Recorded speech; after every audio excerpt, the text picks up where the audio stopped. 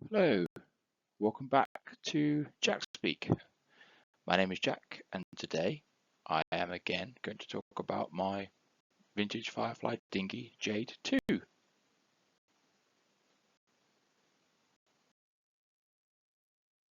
So on the last video, I gave an overview of Jade II, the journey back from Norfolk, and a few photographs of the boat itself, showing the very original condition that she is in.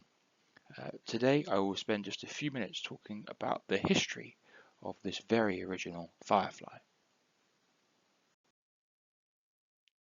So much of the information on this slide can be found from the National Firefly Association website.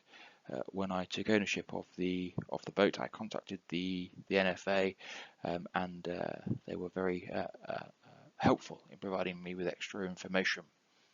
But some of this information also comes from the original owners. So Jade II was built by Ferry Marine in May of 1958, which I think makes her something like 76 years old. Her hull number is 2166, which is different from the sail number 2161. We will speak more about this in a moment. Both the deck and the hull are varnished. It is a varnished boat, no paint here, and the condition is described as in very good original condition, and this is certainly true, as you have seen in the previous video. The current owner is me, Jack Stockford. The previous owners were Tony and Jackie Griffith Jones, and in fact the boat was owned by Jackie's family from new. I think this is incredible that the boat, this racing dinghy, has been in the same family from 1958 until 2024. I think this is remarkable. The boat was bought by Jackie's grandmother and named in honour of her children, hence the name Jade II.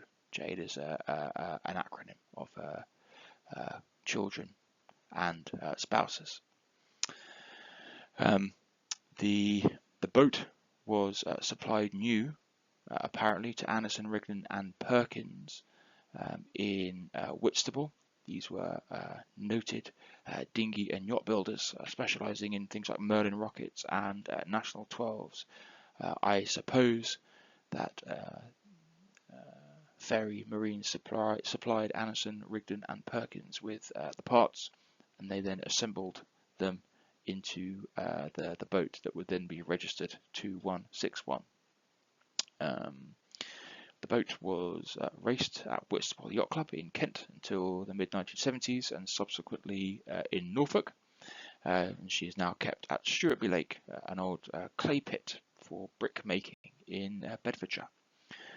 This photo on the right hand side was kindly supplied by Tony and Jackie, and shows the A of Jade at the helm, sailing her on the sea.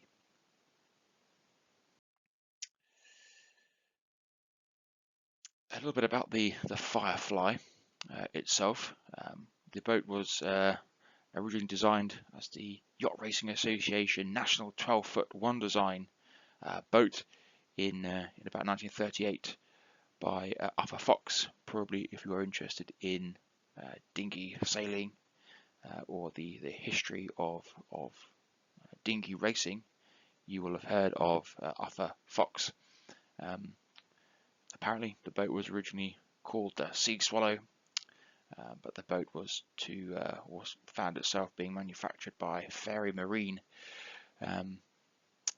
after the war, and a few subtle changes had been made, and the boat was then renamed after the famous Second World War ferry aircraft, the Firefly. Interestingly, this video is about the Firefly, the dinghy, not about ferry aviation or Ferry Marine, but there are some really interesting links between Cranfield University, where I work, and Ferry Marine, or the Ferry Company as a whole. The first professor of aircraft design at Cranfield was a chap called Sir Robert Lickley. He left Cranfield in the early 1950s and became the chief engineer, of the Fairey Delta II program, which became the fastest airplane in the world sometime in the mid-1950s, 1956 or so. And there are a number of other links to Fairey aviation.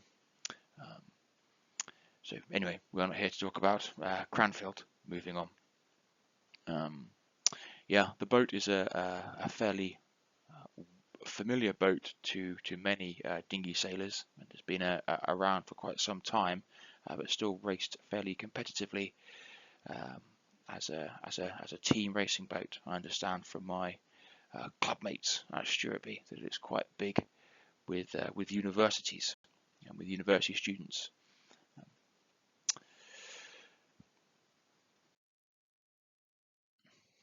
The process of manufacturing the boats was quite interesting. Fairey Marine used the technology that they had used for manufacturing de Havilland mosquitoes during the Second World War. That is to say that the hulls were hot molded over a male mold. The sheets of Agbar veneer, strips of Agbar veneer, were coated in glue and molded onto this male mold. They were then effectively baked and steamed in a autoclave, which is how the de Havilland mosquito fuselages were manufactured. Fuselages and wings were manufactured, and this supposedly gives a fairly robust, fairly resilient piece of structure. This image I took actually from the Atalanta Owners Association website. It is a part of some promotional material for these hot molded hulls. I suppose the Firefly hull is the BS3 hull, which is highlighted here in green. Of course, I could be wrong. There is actually a really good British Pathé film showing the manufacturing process for Fireflies, which is dated from 1958. So who knows, what one of the boats in that film could be Jade II. Actually, when I bought the boat, I was a bit confused as to why the hull number did not match the sail number. The hull number is 2166, and the registered number, the sail number, is 2161. From what I understand from talking to the National Firefly Association, is that the hulls were kind of manufactured fairly regularly, and the production was fairly constant. And once the hulls had been manufactured, they were numbered sequentially. They were then only given their sail number once they were completed, and it is quite normal apparently for the sail number and the hull number to not match. In fact, in this case for Jade II, the hull number and the sail numbers are fairly close. So the next few slides show some wonderful photos of Jade II being sailed. These photos were really kindly supplied by Tony and Jackie, who have given me permission to kind of show them in an attempt to kind of record the history of this fascinating boat, fascinating example of the Firefly class. Probably these photos were taken somewhere between 1960 and 1965 at Whitstable on the North Cape coast, presumably at some kind of open meeting or championship. Interestingly here, Jade II is sailing using her original cotton sails. You can see the seam lines up the mainsail, particularly indicating that it must be before 1970. when the Ratsey and Lapthorn Dacron cells were made. Another really fantastic image of Jade II racing against another Firefly whose number I can't quite read. Again, taken perhaps during Whitstable week with many other boat types in the background. What's interesting, or interesting to me anyway, that in this image, which is maybe taken a little bit later, because the sails look different, they don't appear to be the original cotton sails. What's interesting to me is that the mast is not the original mast, but it is an aluminium mast from base to tip. This is apparently fairly normal for helmsmen to swap out parts of boats for trialing. So this is apparently fairly normal. In fact, out of the 3 sets of sails that came with the boat, perhaps this is the second set, which is an unbranded set of sails. It doesn't have a maker on them, but the bag has Whitstable markings. So perhaps these are the second set of sails shown here.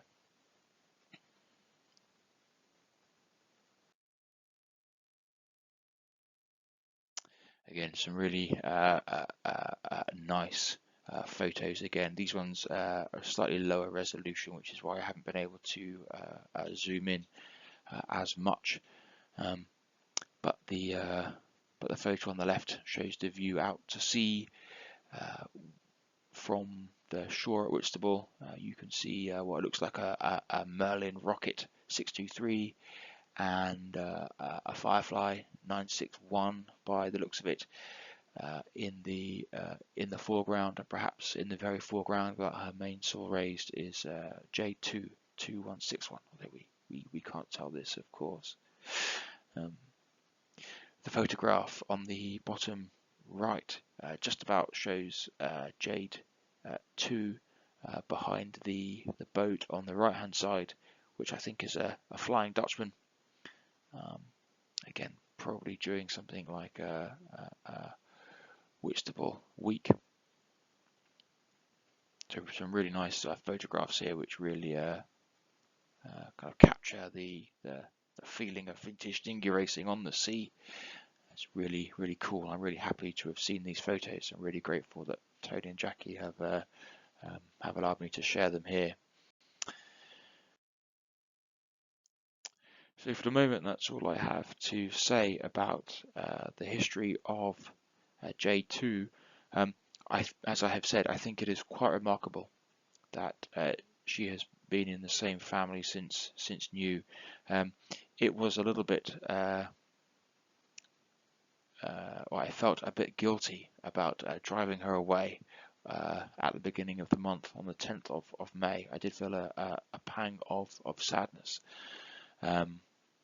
But I will do my utmost to look after her as well as she has been looked after by Tony and Jackie, and I sincerely hope that she will survive for many more decades to come. If I get any more history, learn any more history, then I will try and share that too. I understand there is quite an interesting book written by written about Anderson, Rigden and Perkins in Whitstable, which has some interesting photos. So I will try and get a copy of that. Try and find it on Amazon or something. I don't quite know what video I will make, or what videos I'll make in the future. But as I have said, I have just ordered myself a new Rain and Sun cover, so I will try and get a few photos, perhaps a bit of video showing the new cover protecting Jade II on her berth. Okay, I will leave it there for today. Thanks very much for watching, and goodbye.